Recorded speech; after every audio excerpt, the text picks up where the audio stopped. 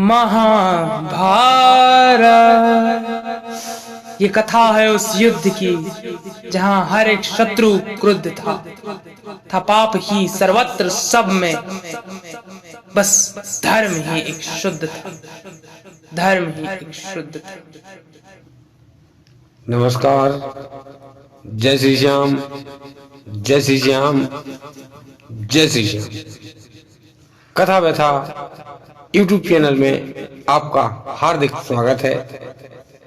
इस चैनल में आप इस समय पर सुन रहे हैं महाभारत के अनसुलझे रहस्य। इसी कड़ी में आज आप सुनेंगे हनुमान और जामवंत, जो कि भगवान राम के जमाने में पैदा हुए और उनका भगवान कृष्ण के जमाने में क्या संबंध रहा, क्या सरोकार रहा, जानने के लिए सुनिए पूरी कथा। जय श्री श्याम, जय श्री श्याम, जय श्री श्याम।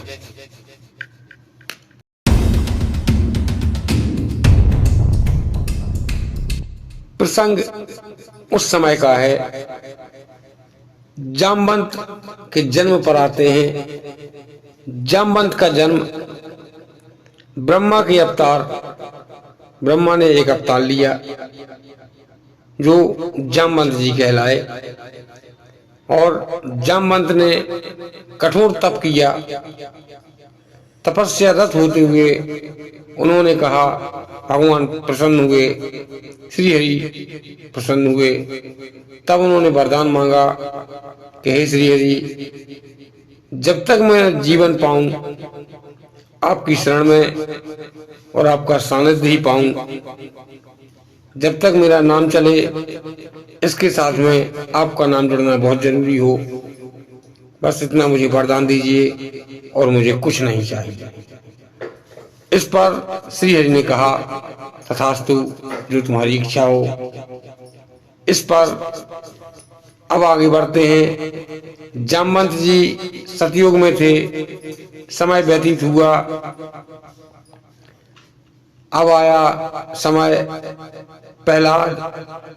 प्रहलाद के पुत्र बेलोचन, बेलोचन के पुत्र बाल, जो कथा आप पहले सुन चुके हैं। उसमें भगवान विष्णु ने 52 अवतार लिया। 52 अवतार में भगवान ने, आप अंदाजा लगा सकते हैं कि आप जितने समय में, कम से कम समय में आप 2 पग रख सकते हैं, उतने ही समय में मर्यादा पुरुषोत्तम भगवान श्री हरि विष्णु ने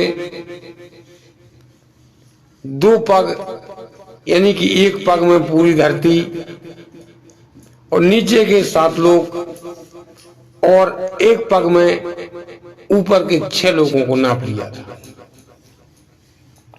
तो उस समय पर उन्हीं जामवंत जी ने,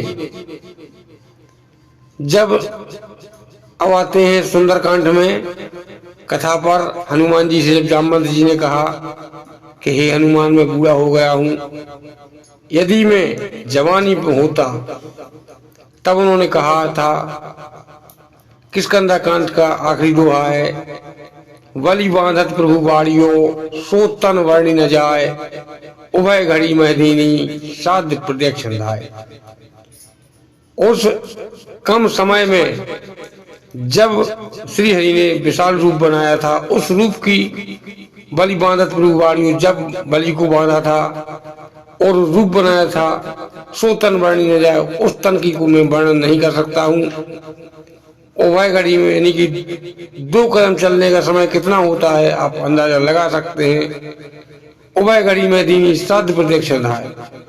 उस कम से कम समय में मैंने उस विशाल शरीर की 7 परिक्रमा लगा ली। अब मैं बूढ़ा हो चुका हूं, अब मैं समुद्र नहीं पार कर सकता हूं।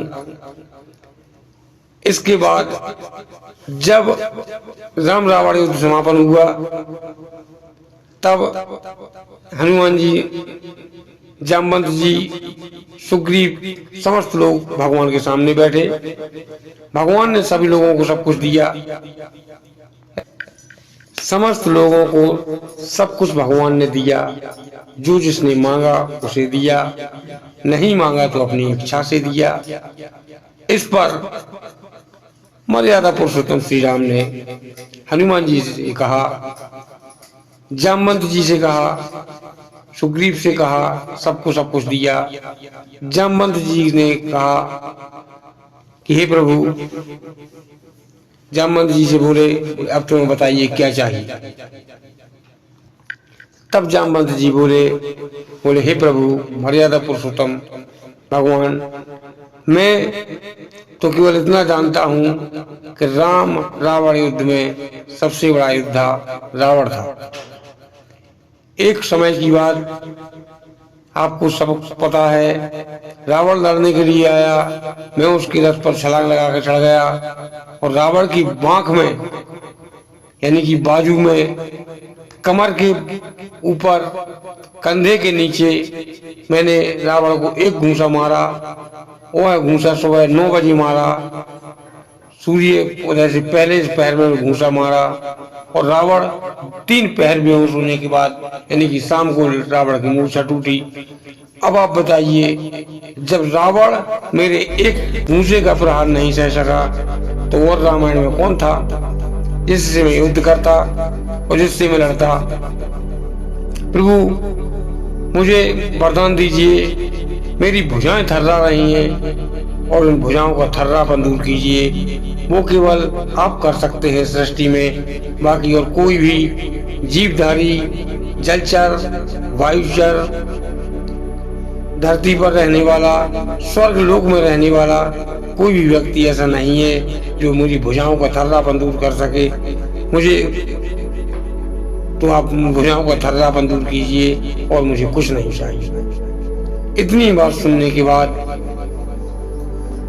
इस पर भगवान ने कहा, हे जामवंत जी, मैं आपकी पीड़ा समझ सकता हूँ कि इस सृष्टि में आपके समान बलाकारी और कोई नहीं है।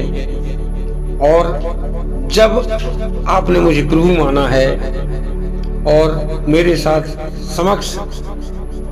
साथ रहते हुए मेरी समस्त आदेशों का पालन किया है, अब यदि मैं आपसे लड़ूंगा तो यह अनर्थ होगा, मर्यादा के खिलाफ होगा, क्योंकि ये अवतार मैंने मर्यादा पुरुषोत्तम का लिया है। इसीलिए इस अवतार में मैं कोई भी मर्यादा नहीं तोड़ सकता हूँ। लेकिन जब आपने इतना कहा है कि मेरी भुजाएं थर्रा रही हैं, तब इसके लिए आपको इंतजार करना पड़ेगा।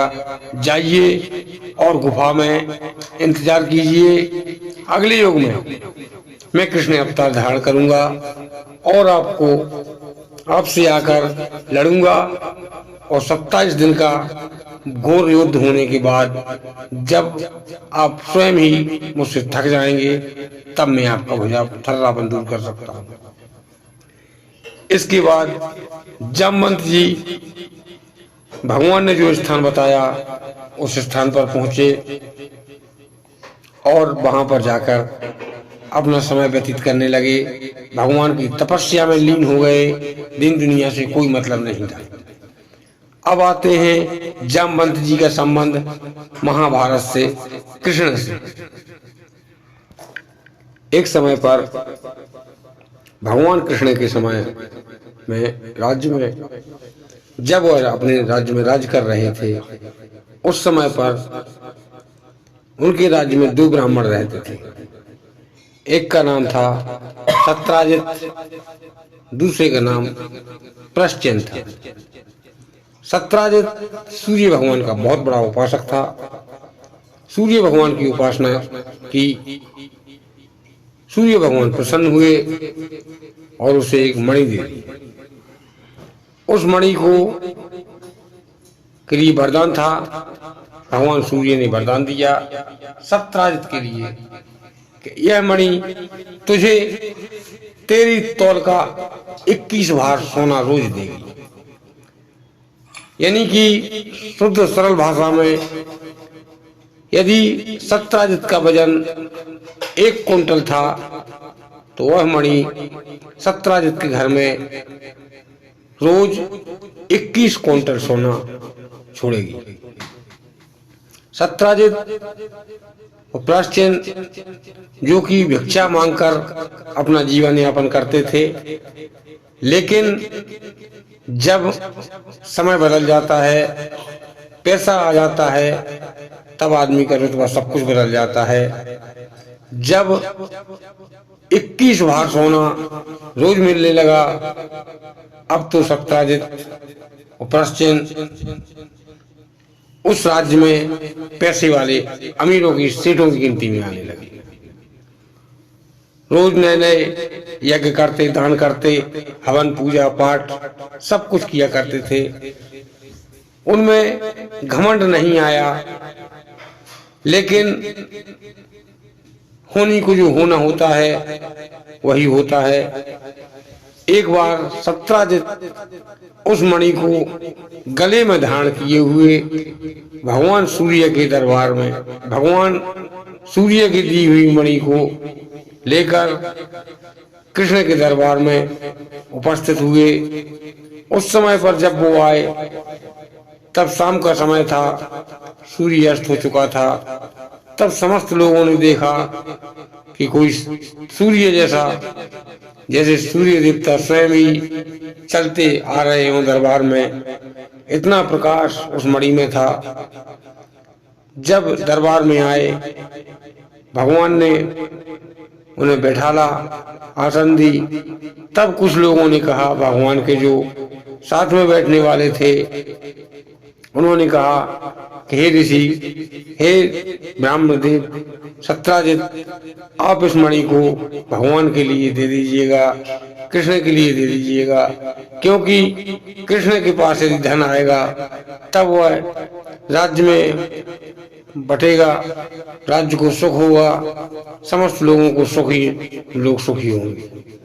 इस पर सत्राजित ने कहा, नहीं, मैंने भगवान की उपासना, सूर्य भगवान की उपासना की है, और उस कठोर तप से भगवान ने मुझे ये मणि दी है। मैं इस मणि को किसी को भी नहीं दूंगा, चाहे वो कृष्ण ही क्यों न मांग रहे हैं। तब कृष्ण ने कहा, हे ब्राह्मण देव, मुझे आपकी मणि नहीं चाहिए। इतना कहने के बाद कुछ देर वार्तालाप कर सत्राजित अपने घर को वापसी चले जाते हैं। दूसरे दिन उनके छोटे भाई प्रश्चिन उस मणि को गले में धारण करते हैं। गले में धारण करने के बाद अपने किसी रिश्तेदार के यहाँ घोड़ा पर बैठकर दक्षिण दिशा की ओर निकल जाते हैं। जब दक्षिण दिशा की ओर जाते हैं, घोड़े पर बैठकर कुछ जंगल में पहुंचते हैं दक्षिण दिशा में। उसी जंगल में एक शेर हमला करता है और घोड़े को मार देता है, प्रश्चिन को मार देता है। प्रश्चिन को मारने के बाद वह मणि लेकर घूमने लगता है। उसी समय पर एक रीछ आता है और रीछ जैसे ही उस मणि को देखता है, शेर को मार देता है और मणि लेकर अपनी गुफा में चला जाता है।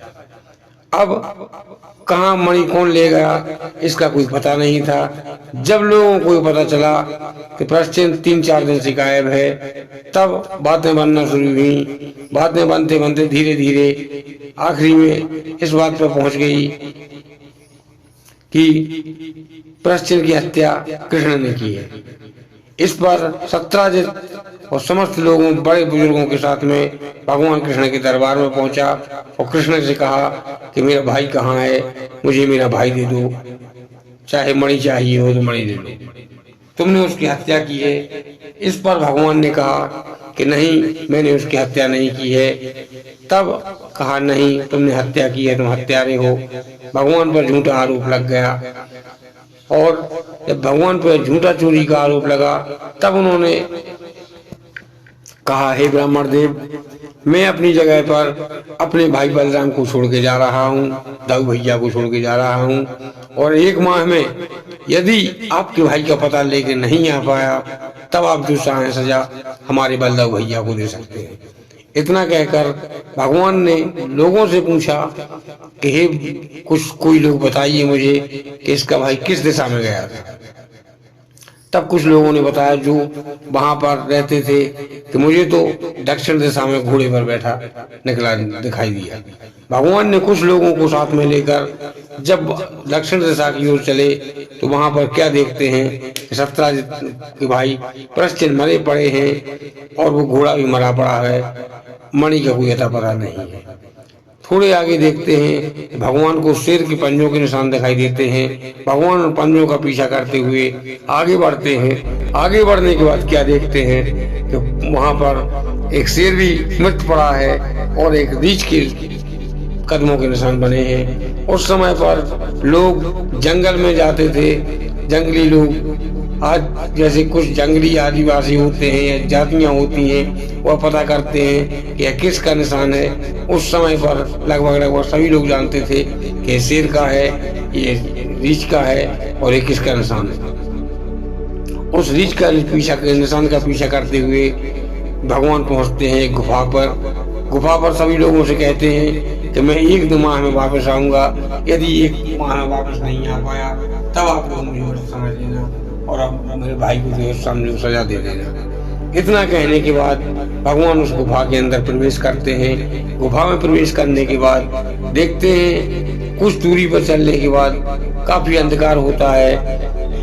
थोड़ी और आगे चलते हैं तब भगवान देखते हैं कि गुफा में एक बच्ची, रीछ की बच्ची है, वह मणि हाथ में लिए खेल रही है। जब भगवान पहुंचते हैं, श्री कृष्ण भगवान पहुंचते हैं और उस मणि को अपने हाथ में ले लेते हैं और पुत्री चिल्लाती है। जब लड़की की आवाज सुनी तब अंदर से रिक्षराज जामवंत आए और कहा कि हे मुसाफिर, कौन हो तुम जिसने मेरी पुत्री से मेरी मणि छीनी है। तब उन्होंने कहा मैं कृष्ण हूँ और ये मणि तुम ले आए हो जो शेर को मारकर शेर ने एक को मारा था, जिससे मुझे हत्या का आरोप लगा है। मणि मुझे दे दो और मैं वापस चला जाऊंगा। इस पर जामवंत ने कहा नहीं, मणि ऐसे नहीं मिलेगी। मणि सराफत से नीचे रख दो जहां से आपने उठाई थी।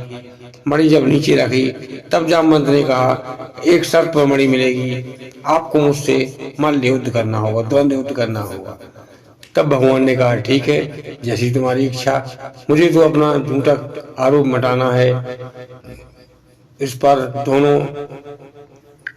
दोनों में मल्ल युद्ध चालू हुआ और मल्ल युद्ध बिना रुके जामवंत का और श्री कृष्ण का मल्ल युद्ध बिना रुके, बिना दिन रात की परवाह किए, बिना अन्न और जल ग्रहण किए 27 दिन और 27 रातें दोनों का युद्ध चला, जामवंत और श्री कृष्ण का। जब 28वां दिन हुआ, सुबह हुई 28वें दिन की, तब जामवंत परास्त होकर धरती पर गिर पड़े और थक गए बुरी तरह से। और धरती पर गिरने के बाद जैसे थोड़ा होश आया, जैसे होश में आए, उठे और भगवान श्री कृष्ण के चरण पकड़ दिए और कहा हे प्रभु, हे मर्यादा पुरुषोत्तम श्री राम, मुझे सब परिवार समेत जो दर्शन अयोध्या में दिए थे वही दर्शन मुझे याद दीजिए। मेरी आंखें लालायत हैं, ऐसा ना हो कि आंख बंद होने के पहले ही आपके दर्शन ना हो पाए और आंखें बंद हो जाएं। इस पर भगवान ने कहा कि नहीं, मैं कृष्ण हूँ, मैं कोई राम नहीं हूँ, तुम्हें दर्शन कैसे दूं। इस पर जामवंत जी ने कहा हे सर्वेश्वर, हे मर्यादा पुरुषोत्तम, मुझे ध्यान है और आपको भी स्मरण होगा कि आपने मुझे वरदान दिया था कि अगले अवतार में मैं कृष्ण जन्म लूंगा और इस प्रकार से तुम्हारी भुजाओं का थर्रापन दूर करूंगा। वही थर्रापन आज आपने मुझे दूर कर दिया है। कृपया कर आप मुझे मर्यादा पुरुषोत्तम श्री राम के रूप में दर्शन दें।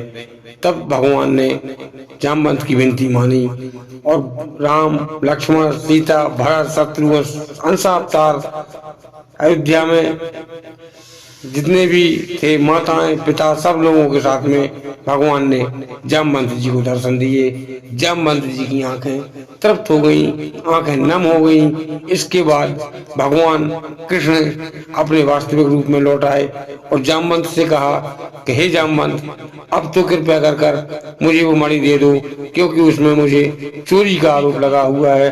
तब जामवंत ने कहा, हे मर्यादा पुरुषोत्तम भगवान श्री राम के अंश अवतार या अवतार कृष्ण, आप पर चोरी का आरोप कैसे लगा? इस पर भगवान ने कहा कि मुझ पर मेरे समस्त गुरुओं ने, मेरे सलाहकारों ने मना किया था, मेरी पत्नी ने मना किया था कि मैं भादों की चौथ का चंद्रमा ना देखूं, लेकिन मैंने जिद की कि नहीं, मुझे तो भादों की चौथ का चंद्रमा देखना है कि इसके देखने से होता क्या है। और मैंने चंद्रमा देखा, जानबूझ कर चंद्रमा देखा, उससे मिथ्या चोरी का आरोप लगता है और मुझ पर भी वह चोरी का आरोप लगा। अब तो ये मणि दे दो ताकि मैं उस आरोप से मुक्त हो सकूं। इस पर जामवंत ने कहा, हे कृष्ण, मैं तुम्हें मणि नहीं दूंगा। इस पर उन्होंने कहा, अब क्या परेशानी है मणि देने में, अब तो मणि देना पड़ेगी। अब तुमने लड़ दिया है, तुम्हारी भुजाओं को थर्रापन दूर हो चुका है, अब क्या परेशानी है, अब तो मणि दे दो। इस पर जामवंत जी ने कहा, हे प्रभु, मैं आपसे एक विनती करता हूँ, मणि एक शर्त पे दूंगा। तब भगवान ने कहा, हाँ जल्दी बोलो, शर्त क्या है? तब उन्होंने कहा कि मेरी पुत्री से विवाह कर लीजिएगा और मणि ये दहेज में ले जाइएगा। इस पर भगवान ने कहा, हे जामवंत, तुम्हें शायद जानकारी नहीं है कि मेरा एक विवाह पहले हो चुका है, अब मैं दूसरा विवाह कैसे करूंगा? तब जामवंत जी ने कहा, प्रभु, तब मैं मरते मर जाऊंगा, लेकिन यह मणि आपको नहीं दूंगा। इस पर भगवान कृष्ण ने जामवंती से विवाह किया। जामवंती से विवाह करने के बाद मणि जामवंत ने दहेज में दे दी। फिर जाकर भगवान ने वापसी पहुंचे और उस शेर को जिंदा किया, प्रायश्चित चिन्ह को जिंदा किया, और इसके बाद वह मणि लेकर सत्राजित के पास पहुंचे कि भाई सत्राजित, ये तुम्हारा भाई प्रायश्चित है और ये घोड़ा है, अब ये तुम्हारी मणि है और तुम इस मणि को ले जाइएगा और इस मणि को अपने पास रख लीजिएगा। इस पर सत्राजित और प्रायश्चित दोनों ने विचार किया, कहा कि अगर मणि रख ली तो अब पहले तो नहीं मारा था, लेकिन हो सकता है राजा है, कुछ भी कर सकता है। इस पर दोनों ने विचार कर भगवान से कहा कि मैं मणि तो ले रहा हूँ, लेकिन मेरी एक शर्त है। भगवान ने कहा, क्या शर्त है? बोले, आपको मणि चाहिए थी? भगवान ने कहा, हाँ चाहिए तो थी, इच्छा तो यही है। तब उन्होंने कहा कि मेरी बहन सत्यभामा से विवाह कर लीजिएगा और दहेज में ही मणि ले जाइएगा।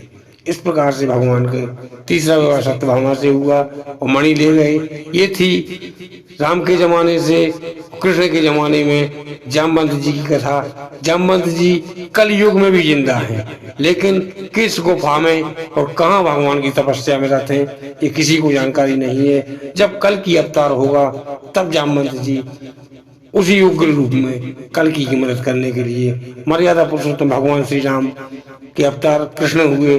कृष्ण के बाद जो अवतार होगा श्री हरिनारायण या पार ब्रह्म कह सकते हैं, आप कुछ भी कह सकते हैं, जो अगला अवतार कल की अवतार होगा उसमें जामवंत जी पूर्ण ऊर्जा के साथ कल की भगवान का साथ देंगे। इन्हीं शब्दों के साथ अपनी वाणी को विराम देता हूँ। कथा अच्छी लगे तो लाइक करें, शेयर सब्सक्राइब करें कथा व्यथा यूट्यूब चैनल को धार्मिक कथाएं सबसे पहले देखने के लिए। जय श्री श्याम।